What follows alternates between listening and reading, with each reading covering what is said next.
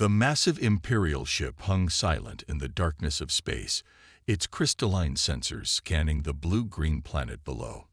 On the bridge, Admiral Wells of the Stellar Empire stood with his hands clasped behind his back, his tall frame casting a shadow across the holographic display of Earth.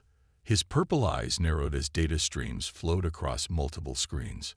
"Another primitive world," he said, his voice carrying the weight of someone who had seen thousands of civilizations. "They haven't even colonized their own moon permanently." Behind him, Commander Gray shifted uncomfortably. He was younger than most officers of his rank, having earned his position through tactical brilliance rather than years of service. His fingers moved quickly across his data pad as he studied the information coming in. "Sir, there's something different about this species," Gray said, his voice careful but firm. "Their advancement curve is unusual. Look at this." He brought up a timeline on the main screen. They went from basic flight to space travel in less than 70 years. Admiral Wells waved his hand dismissively. "Lucky discoveries. It happens sometimes. But sir, their warfare evolution." Gray paused, bringing up more data. "They've had thousands of wars among themselves. Each time, their tactics and technology made massive leaps. They adapt faster than any species we've encountered." The bridge crew continued their work, but Gray could tell some were listening. He pulled up another display, showing human military vehicles. "Look at how they modified their ground vehicles during their last major conflict. They didn't just improve them. They completely reimagined their use based on battlefield experience." Mid-war, Admiral Wells turned, his expression a mixture of amusement and annoyance. "Commander, you're seeing patterns that aren't there.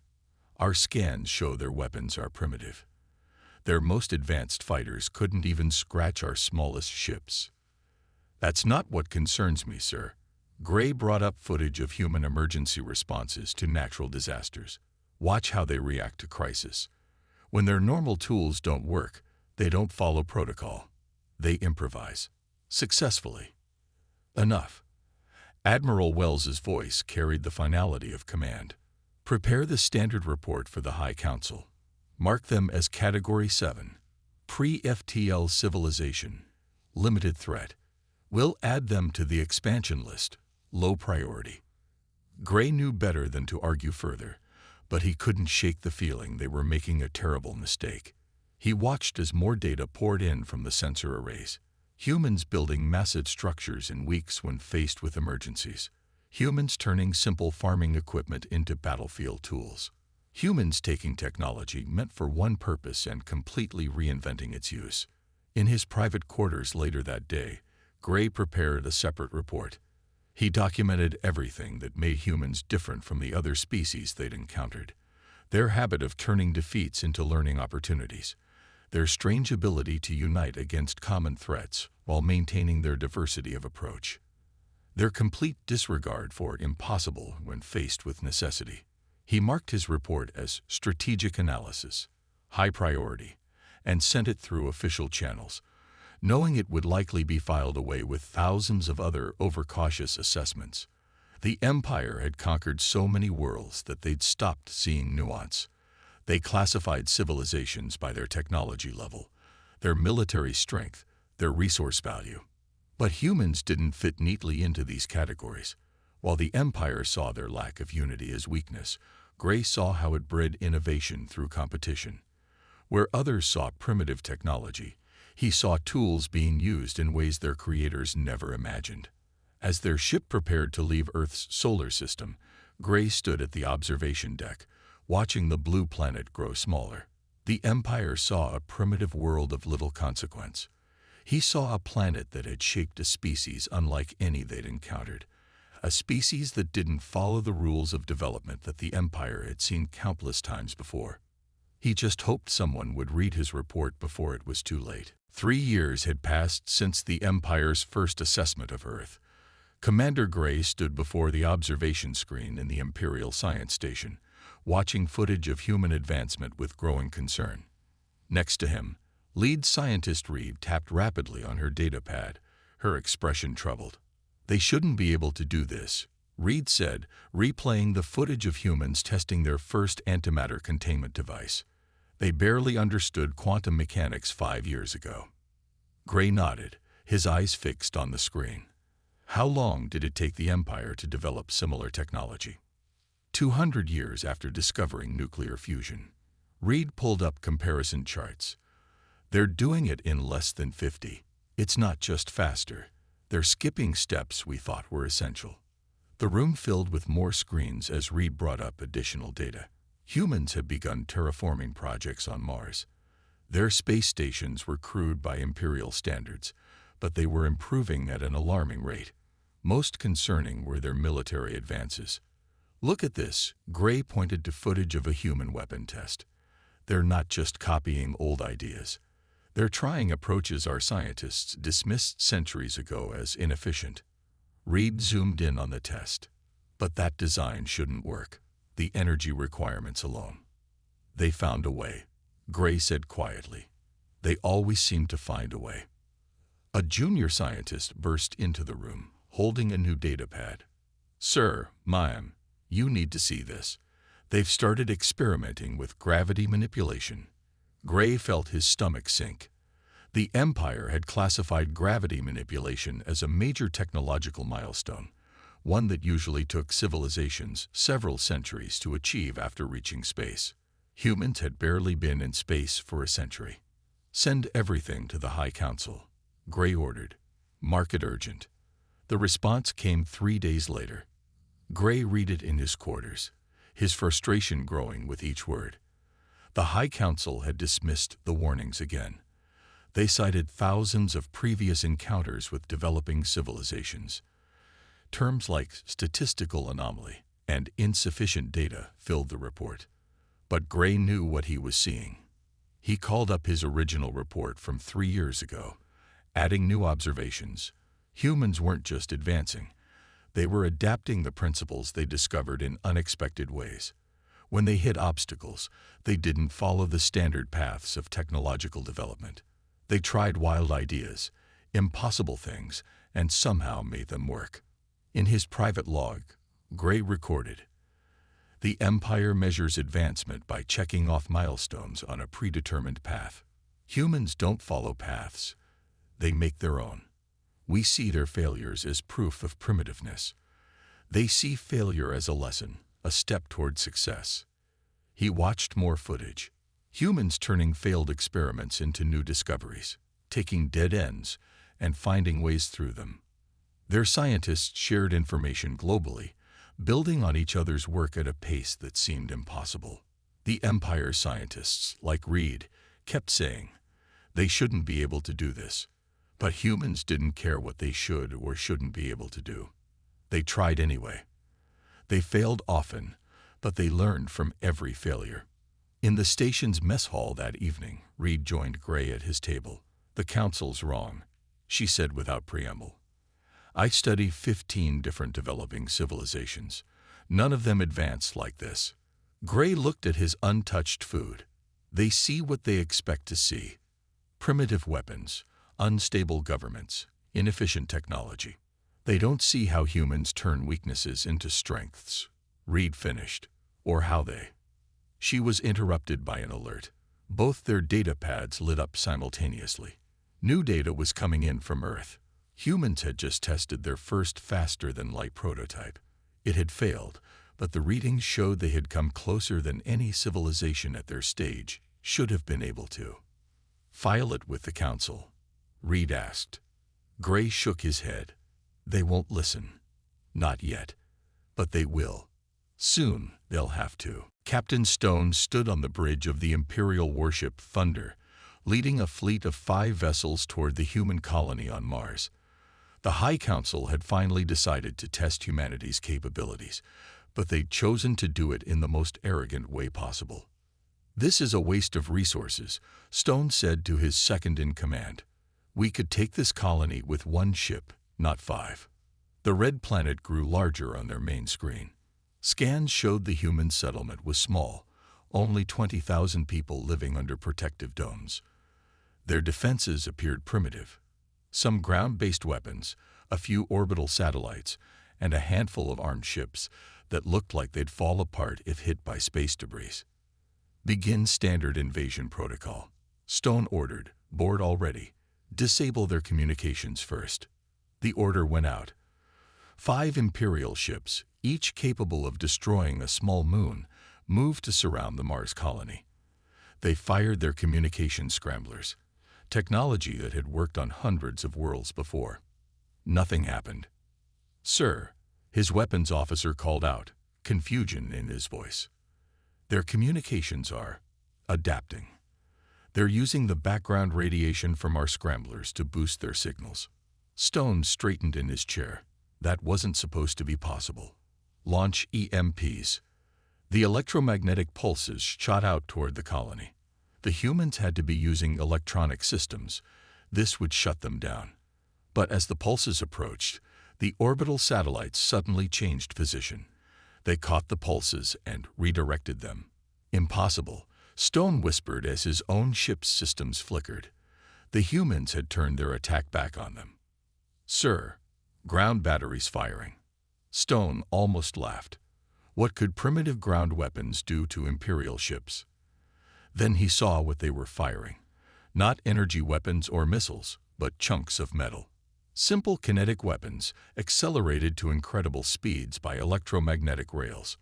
The humans had figured out that while the Imperial ships had amazing energy shields, physical objects at high enough speeds could still cause damage.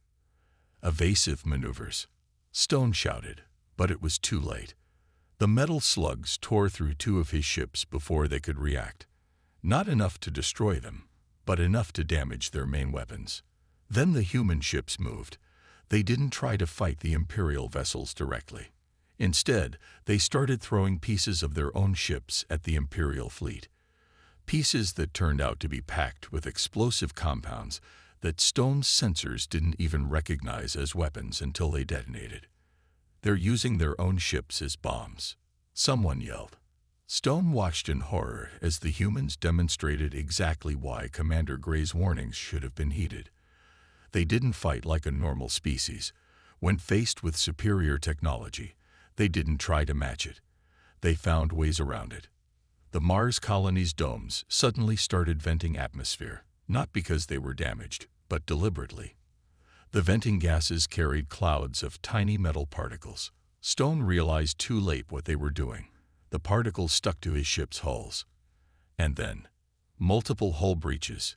His damage control officer's voice was panicked now. "The particles. They're eating through the hull." "Retreat," Stone ordered, his pride forgotten. Full retreat. As his damaged fleet fled the Mars colony, Stone thought about how he would explain this to the High Council. How could he tell them that humans had taken one look at Imperial technology and found 6 different ways to beat it using things his sensors didn't even classify as weapons? Back at the Mars colony, the domes were already repairing themselves. The humans had known this day would come. They had prepared, adapted, and turned their weakness into strength.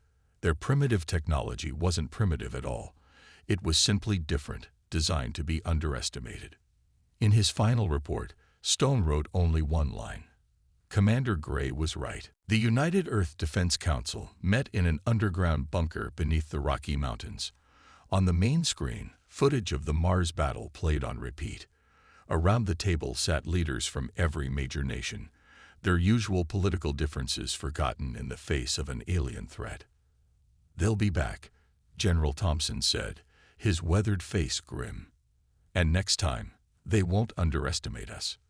The room fell silent as new images appeared on the screen, detailed scans of the Imperial ships that had attacked Mars. The colonists had managed to capture huge amounts of data during the brief battle. "Look at how their shields work," Dr. Wilson pointed to the analysis. "They're designed to stop energy weapons and high-tech missiles. They never expected anyone to use simple kinetic weapons. They thought we were too primitive for that." In orbit above Earth, massive construction projects were underway. The humans had been busy since they first detected the Empire's surveillance ships 3 years ago. They hadn't wasted time trying to copy Imperial technology. Instead, they had focused on finding its weaknesses. Commander Gray, watching from the Imperial Science Station, felt a mix of admiration and fear. His superiors still wouldn't listen, but his private network of concerned scientists and officers had grown. They all saw what was happening. "They're turning their entire solar system into a fortress," Reed said, showing him new scans. "But not in any way we've seen before." The asteroid belt between Mars and Jupiter had been transformed. Humans hadn't just set up defense platforms. They'd turned the asteroids themselves into weapons. Thousands of rocks, ready to be launched at incredible speeds. Simple, but devastating. "Look at their ships," Gray pointed to the new human vessels under construction. "They're not building them like we do." The human ships were ugly by Imperial standards. They had no sleek lines or advanced energy weapons. Instead, they were built like armored tanks, designed to take hits and keep fighting. They carried weapons that the Empire's sensors had trouble detecting because they were so simple. On Earth, in another meeting room, Dr. Wilson presented her latest findings. "We've reverse-engineered parts of their shield technology. We can't copy it exactly, but we found a better way." She demonstrated a new type of defense system. Instead of trying to stop attacks, it redirected them. Simple physics, used in a way the Empire had never considered. The humans had taken Imperial technology and changed it completely. "Every nation is contributing what they do best," General Thompson reported. "Russian winter warfare tactics are being adapted for space. Indian computer experts are finding ways to hack their systems. Brazilian jungle fighters are teaching our space crews guerrilla tactics. Former enemies shared secrets and strategies. Countries that had been on the brink of war now work together, each bringing their unique approaches to warfare. They didn't try to fight like the Empire. They prepared to fight like humans." Back on the science station, Gray received more disturbing news. The humans had found a way to detect Imperial stealth ships by looking for what wasn't there, gaps in the background radiation of space. They had turned their primitive level of technology into an advantage. "They're not just getting ready for another attack," Reed said, showing him the latest data. "They're preparing to take the fight to the Empire." Gray watched as more scans came in. Humans building weapons that Imperial sensors couldn't detect because they were too simple. Training soldiers in ways that made no sense by Imperial standards, but would prove lethal in actual combat. "The High Council thinks they're just copying our technology badly," Reed said. "They don't understand. Humans aren't copying anything. They're making something new." Gray nodded slowly. "And when the Empire finally realizes that," he said, "it will be too late." Admiral Wells stood on the bridge of the Imperial command ship Destiny, leading the largest fleet the Empire had sent to any world in the last century. 500 ships filled the space around him, their weapons ready. This time, there would be no mistakes. "Begin the attack," he ordered. "Show these primitives what real power looks like." The fleet moved forward, approaching the asteroid belt. Scans showed human defenses scattered throughout the rocks, but nothing that worried the Admiral. Their weapons could vaporize asteroids with a single shot. Then everything went wrong. The asteroids didn't explode when hit. Instead, they broke apart into clouds of reflective dust. The Empire's energy weapons bounced off the clouds, hitting their own ships. Before they could adjust, thousands of rocks launched from hidden positions, each one aimed with perfect precision. "Impossible," Wells whispered. "Their targeting systems shouldn't be this good." "Sir," his sensor officer shouted, "they're not using targeting computers. They're using old mechanical systems, springs and pulleys. Our electronic warfare isn't affecting them." The human battle strategy became clear. They had studied every Imperial tactic, every weakness. Where the Empire relied on advanced technology, humans used simple solutions that couldn't be hacked or jammed. The asteroid field turned into a death trap. Rocks moved in patterns that made no sense, guided by hidden stations using basic physics instead of computers. Imperial ships found their advanced sensors blinded by clouds of simple metal dust. "Launch fighters," Wells ordered. The Empire's small attack craft poured out of the larger ships. The humans were ready for this too. Their own fighters appeared, but they didn't fight like any vessels Wells had seen. They were wrapped in layers of ablative armor that peeled away when hit, absorbing energy that should have destroyed them. They carried no energy weapons, only solid projectiles that Imperial shields had trouble stopping. "They're inside our formation," someone yelled. The human ships had slipped through gaps in the Imperial fleet's defenses, gaps that shouldn't have existed. They had studied Imperial tactics so well they knew exactly where the blind spots would be. Wells watched in horror as his magnificent fleet fell into chaos. Human vessels that looked like primitive junk were tearing apart ships that had conquered whole star systems. They didn't fight fair. They didn't fight with honor. They fought to win. "Sir, they've triggered something in the sun." Wells turned to see massive solar flares erupting, carefully directed by human devices that his scientists had dismissed as too crude to work. The humans had turned their own star into a weapon. "Fall back to Point Beta," he ordered. But when his fleet tried to retreat, they found the humans had thought of that too. Space itself seemed to twist around them. The humans hadn't tried to copy Imperial faster-than-light technology. Instead, they had found ways to disrupt it using their understanding of basic physics. Imperial ships trying to flee found themselves pulled back into normal space. How? Wells demanded as another wave of his ships disappeared under the human assault. How are they doing this? The answer came from his tactical officer, who had been studying the battle data. "Sir, they're not doing anything advanced. They're using simple tools in ways we never imagined. We thought they were copying our technology badly, but they were actually building something completely different." Wells remembered Commander Gray's warnings from years ago. The Empire had measured humans by their technology level, by how well they could copy Imperial designs. They had never considered that humans might find entirely new ways to fight. As his command ship shuddered under another hit, Wells realized the Empire's greatest mistake. They had assumed that their way was the only way to advance. But humans had never cared about proper advancement. They had looked at Imperial technology and asked one simple question: how can we beat it? The High Council chamber had never been so quiet. 12 of the Empire's most powerful leaders sat around the grand table, watching footage of their fleet's devastating defeat. Commander Gray stood before them, no longer the voice of unheeded warning, but the only one who might explain how this disaster had happened. "Show us again," the first speaker said, his voice heavy. "Show us what we missed." Gray brought up the battle footage, but this time split the screen to show human development over the past 4 years. "The Empire has conquered thousands of worlds," he began. "We've always done it the same way. We find a primitive species. We show our power. They surrender." He paused the footage at key moments. But humans don't think like other species. When they see superior technology, they don't try to copy it. They look for ways to beat it. The second speaker leaned forward. "With primitive weapons, with rocks and metal, with creativity," Gray corrected. "Look here," he showed footage of the human fighters. "These ships aren't primitive. They're different. We build elegant ships with powerful energy weapons. They build tough ships that can take hits and keep fighting. We saw this as primitive. We were wrong."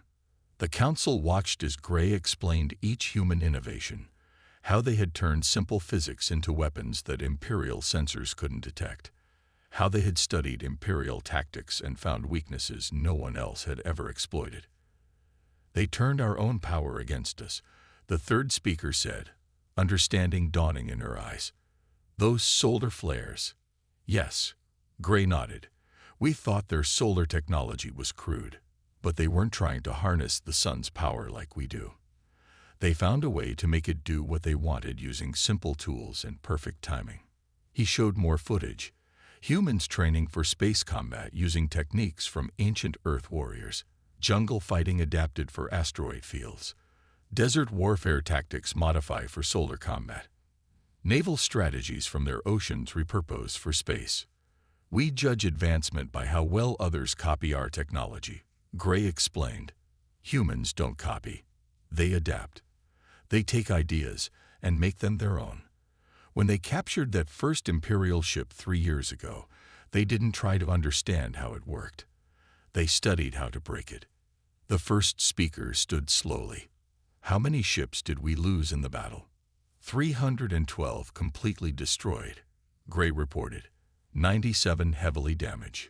41 captured by human forces. The rest retreated with moderate damage. The chamber fell silent again. The Empire had not lost a fleet this size in 10,000 years.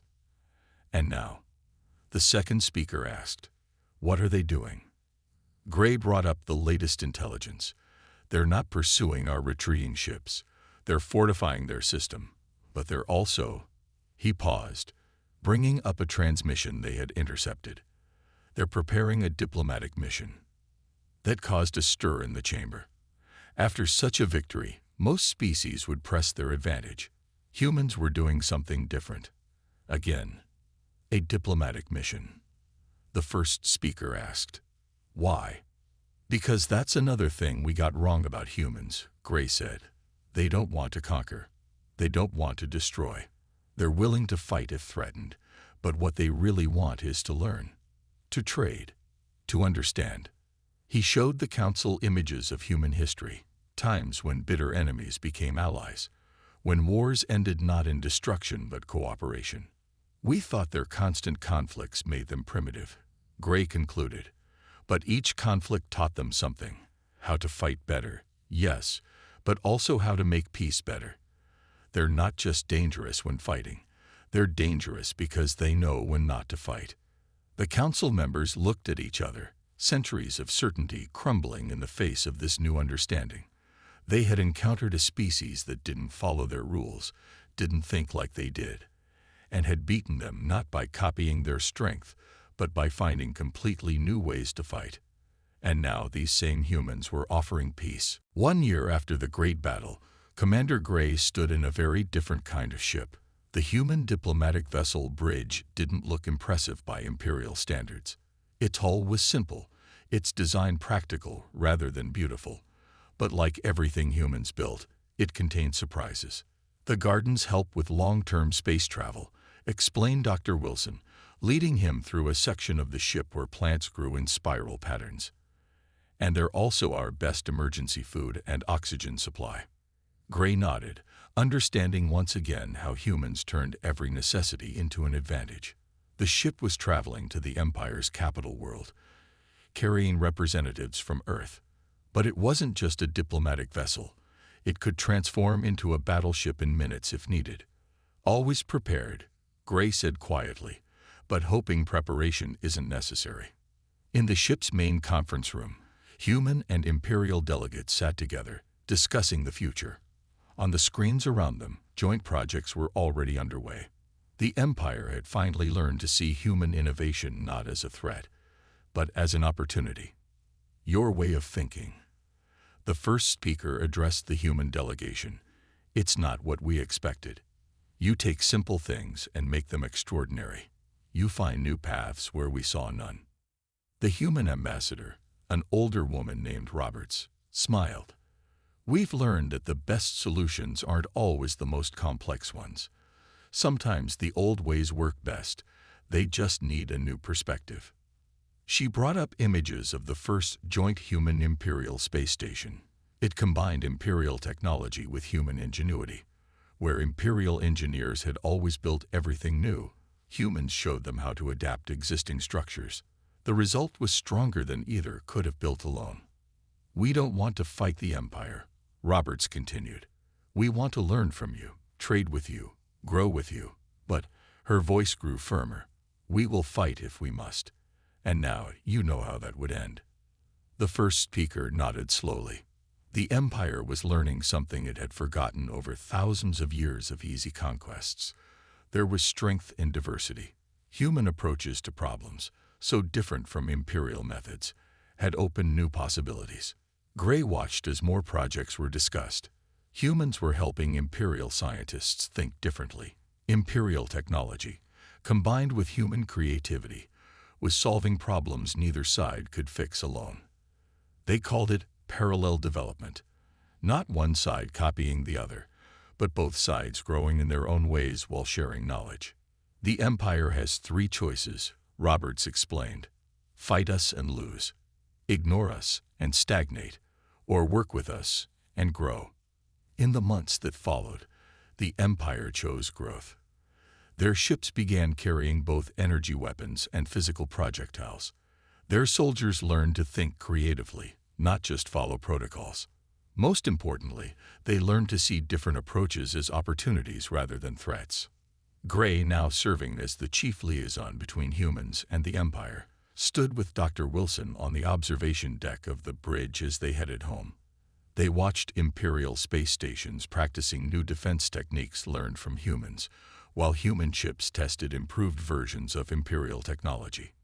"Did you know?" Wilson asked him. "Did you know from the start what we could become together?" Gray thought back to his first observations of Earth years ago. "I knew humans were different," he said. "I knew they were dangerous when threatened. But this," he gestured at the cooperation happening around them, "this is better than I imagined." A small alert sounded. Another alien empire had been detected at the edges of human space. But this time, there was no fear. Together, humans and the Empire could face any threat. More importantly, they might find a way to turn potential enemies into allies, just as they had done with each other. Because that was humanity's greatest strength, not their ability to fight, but their ability to turn enemies into friends, to find new solutions, and to show even an ancient empire that there was always more to learn.